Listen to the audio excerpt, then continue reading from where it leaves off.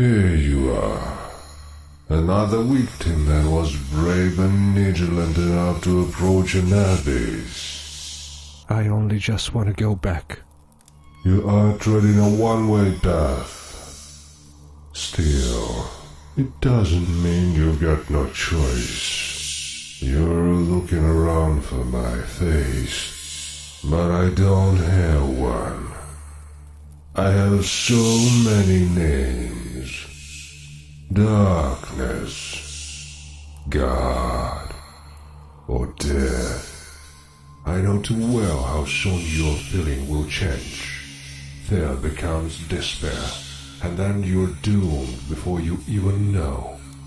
At the end comes humbleness. How lame, how dull. But me, I can bring you hope.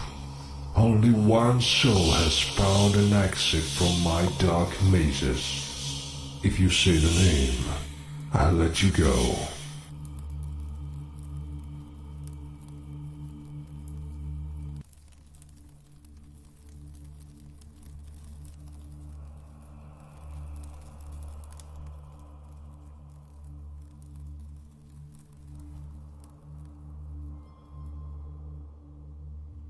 So, I'll tell you the first part of the story.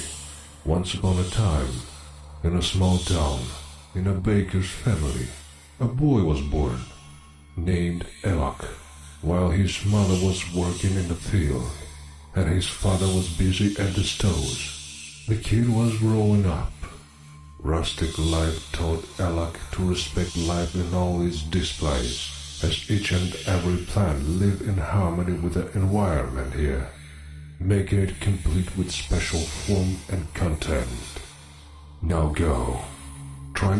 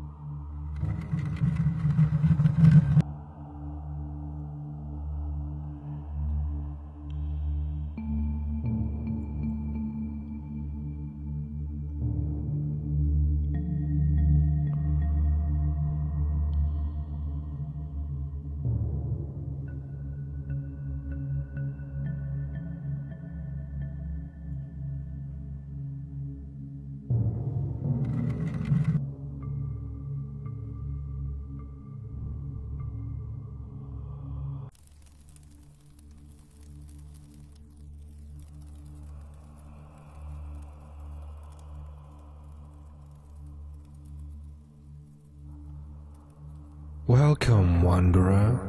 I am the sun. And I, his sister, the moon. We switch shifts, keeping an eye on everything around here.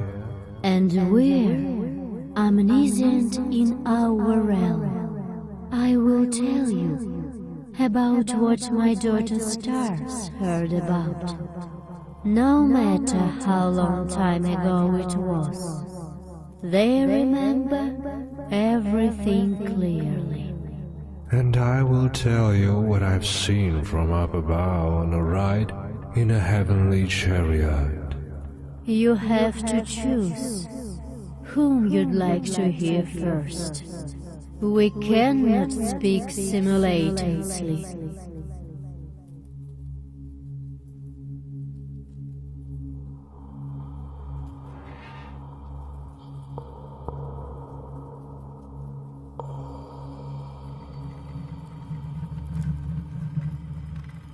While watching his own family, Hilak realized the very essence of man. He alone has enough might and wisdom to change form and matter. His mind is capable of taming nature.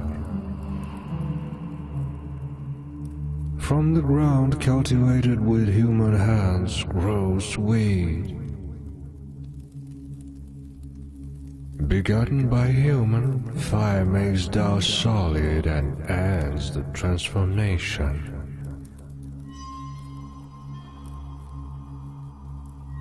Water gives flour form, thickening it into dough.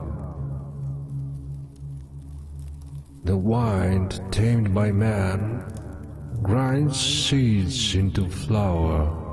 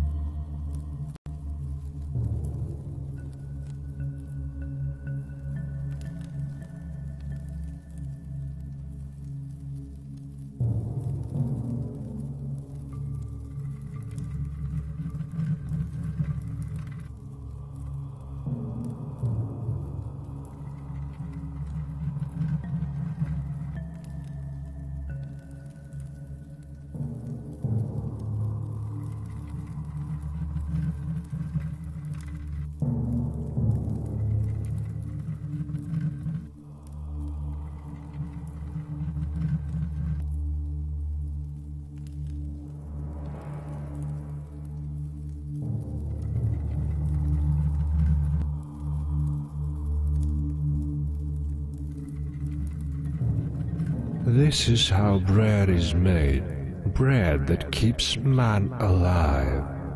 Ruling over nature, people create and ruin. They live and they die. But is it ever possible to gain omnipotence, full power over primal elements?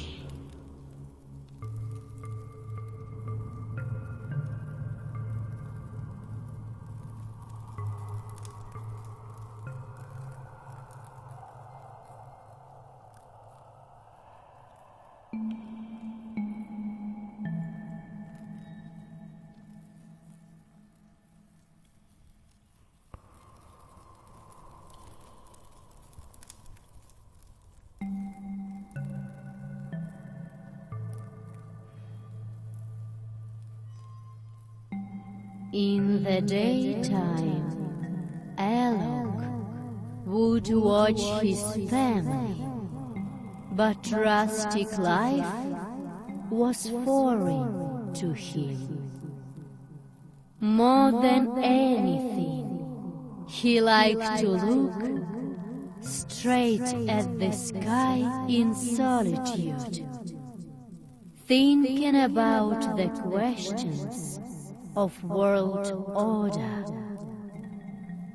One late evening, the night sky has oddly changed before his eyes. Usually, distant planets have lined in a row. That day, Alok realized that he's been born to search for the answers that could explain the world, meaning make it better place.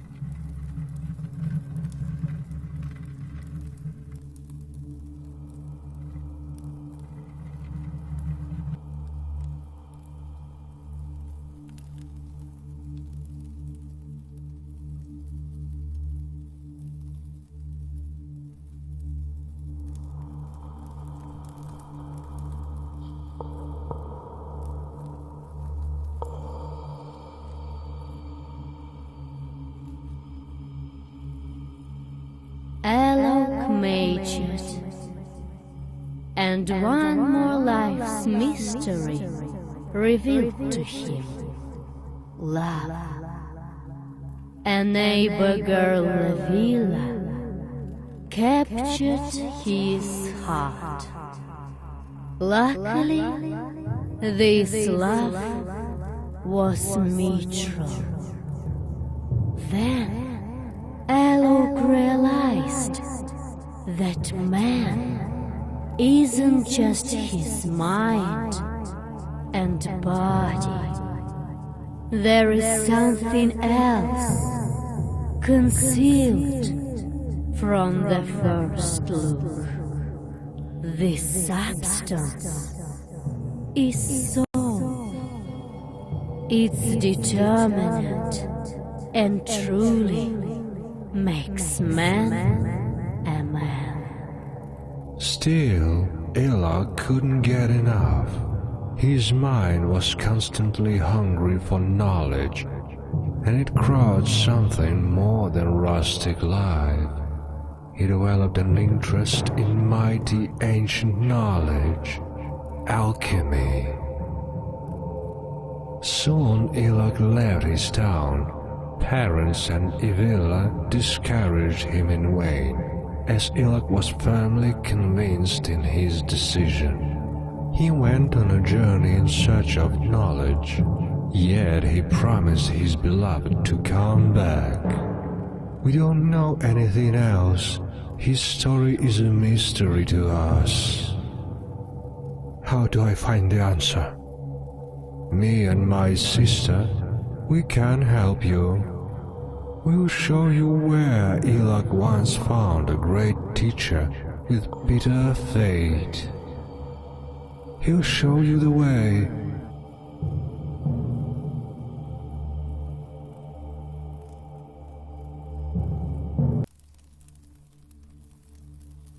Yesterday's evening, I almost finished dealing with all these signs, but in the morning, I realized everything got mixed up in my head. I need to concentrate. I won't leave the room until I'm done.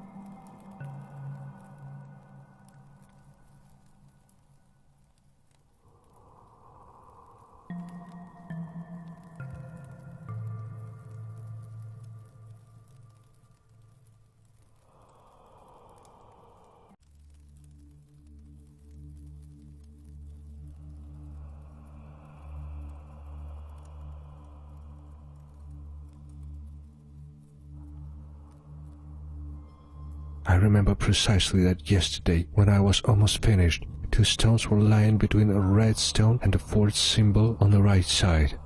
I almost remember that first sign from the list has to be placed on the right from the second one, and the 3rd sign might have been on the right from the first one. Recently we talked about qualities of magnesium with our teacher. I still can't remember which color it has in its natural state, but surely not white.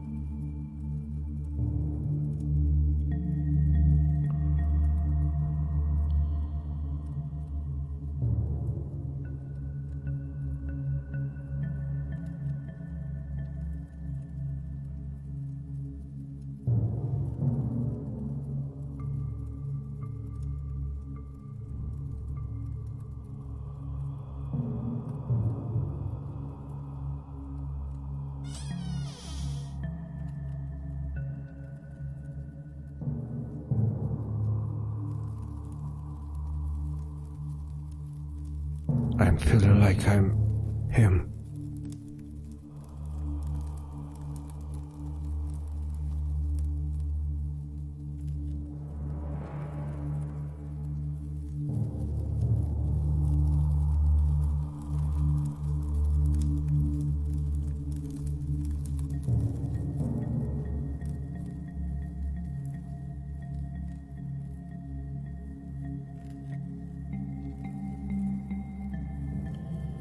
What made you come to my library, wanderer? I am looking for an answer, a name. Sure. You're not the first one to ask me about it. Down you go. There, under the library, there's an old prison. That is where you'll find the answer. I'll let you through. But first, I will tell you my story.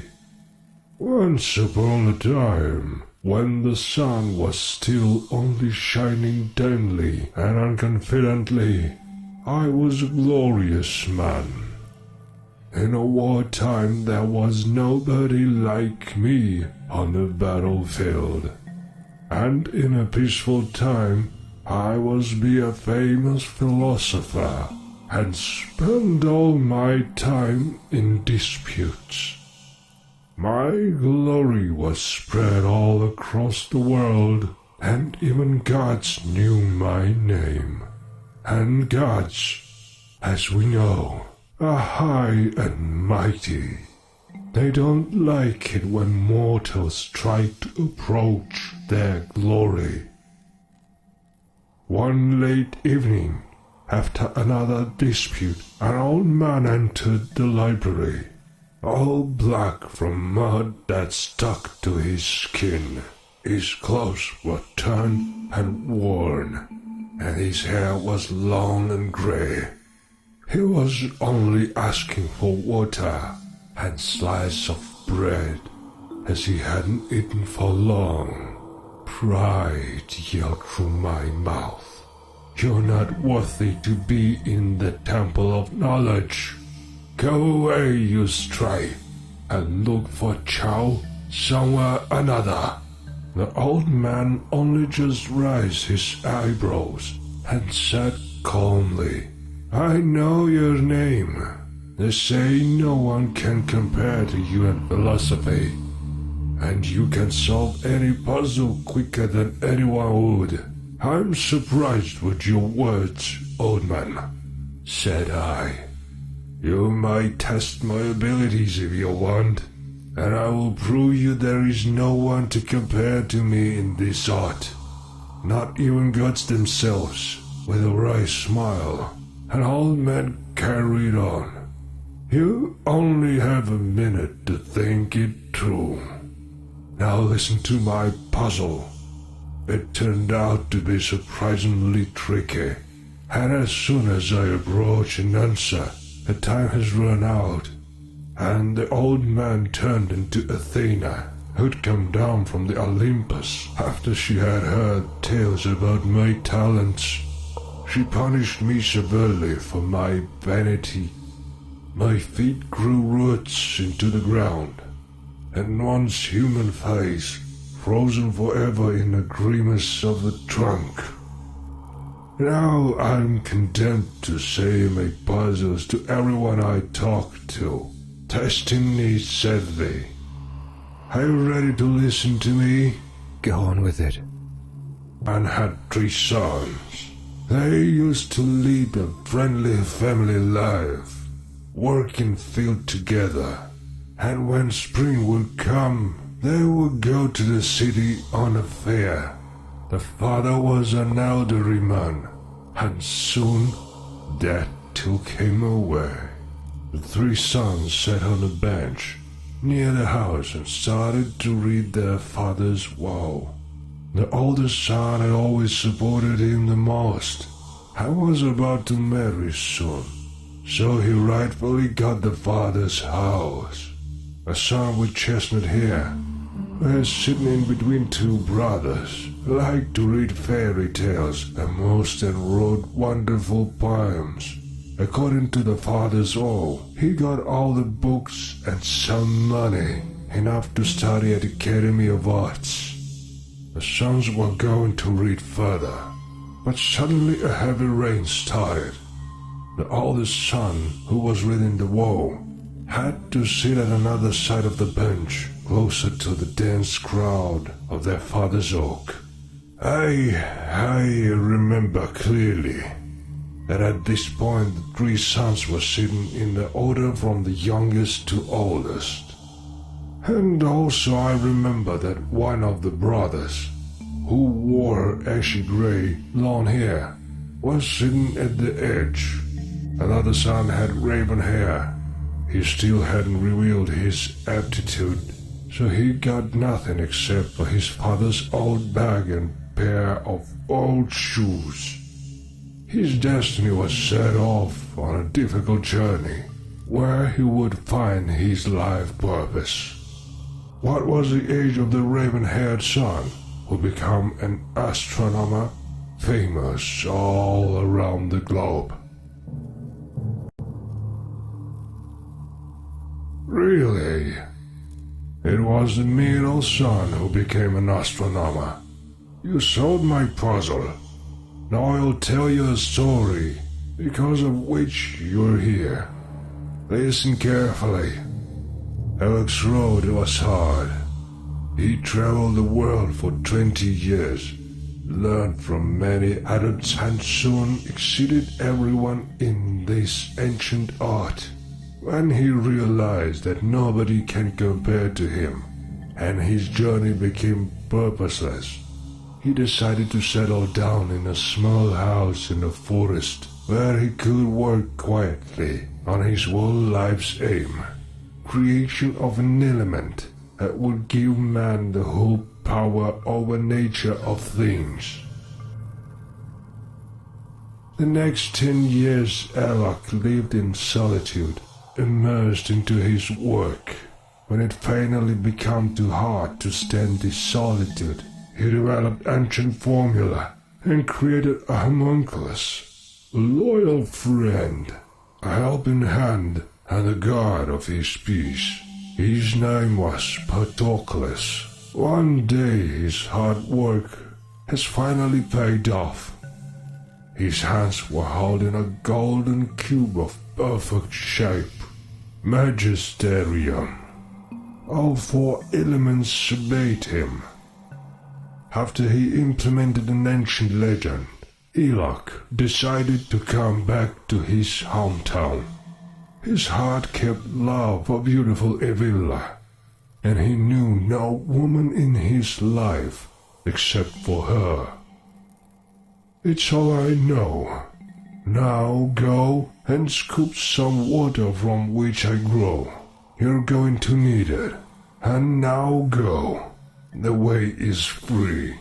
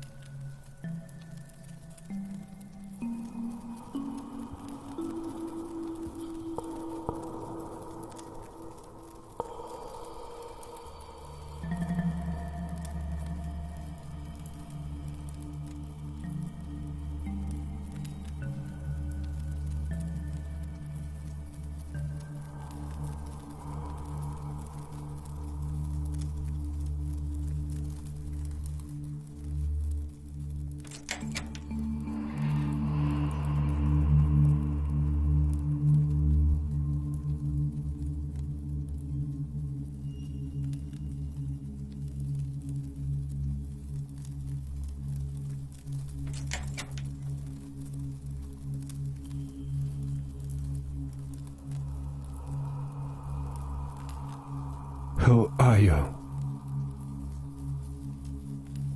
I am the one who brought man fire, and that is why I am condemned for eternal suffering. I know why you are here. I will only speak when you promise that you'll let me free then.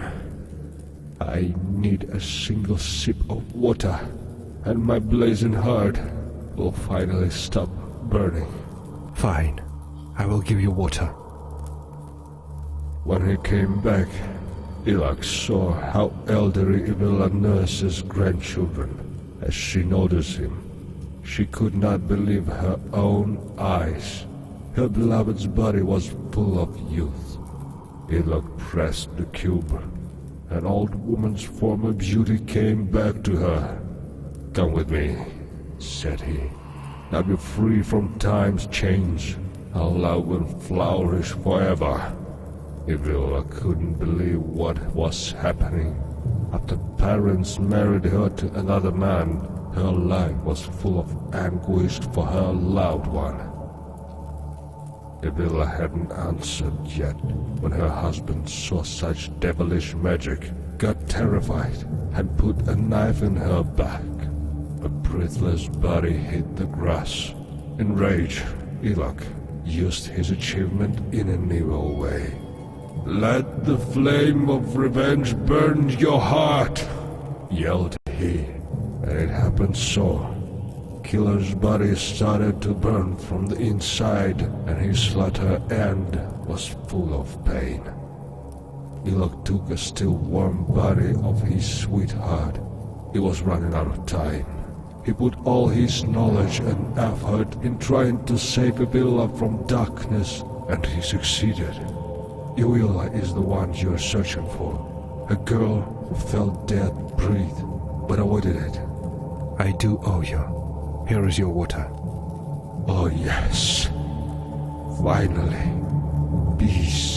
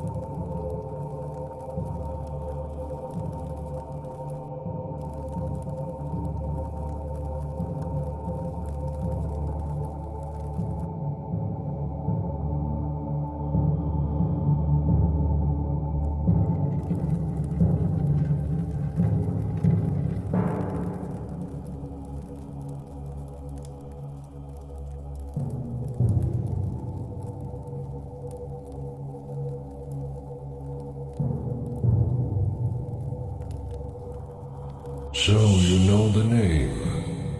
I do. It's Evilla, the girl who avoided death. Now, I will leave. Keep your promise. Let me tell you the last part of the story first.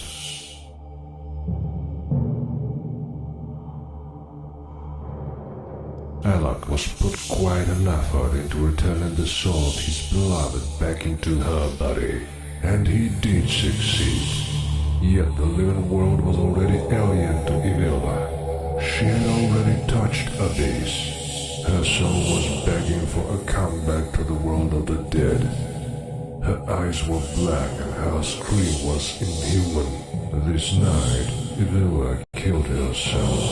Still, her soul could not find rest, and was condemned for eternal wandering between two worlds, the living and the dead.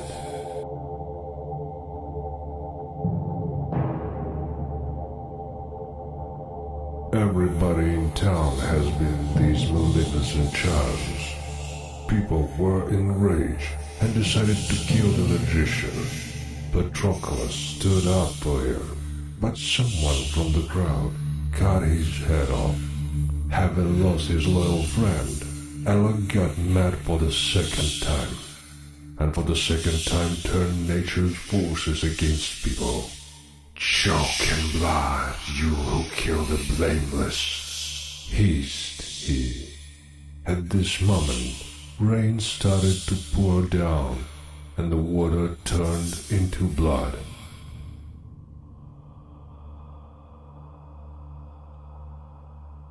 Alok had no one left.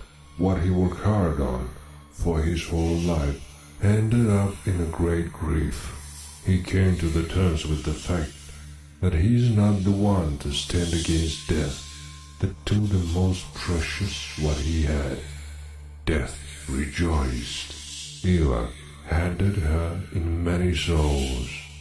The rest of his years, Alok waited humbly and bravely for his death. As he met her, he made her another gift, magisterium that brought him only just suffering.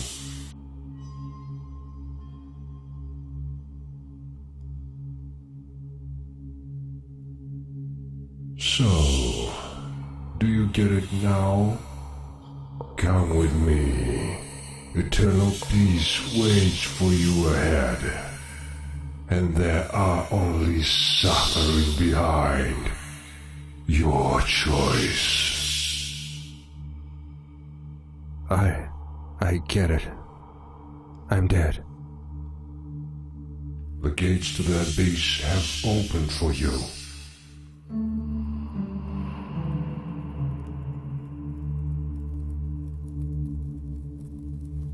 How? What is happening? I do remember. I'm not dead. I'm just dreaming.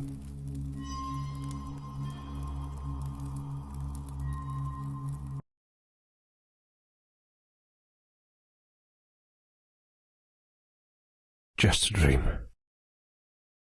It's just...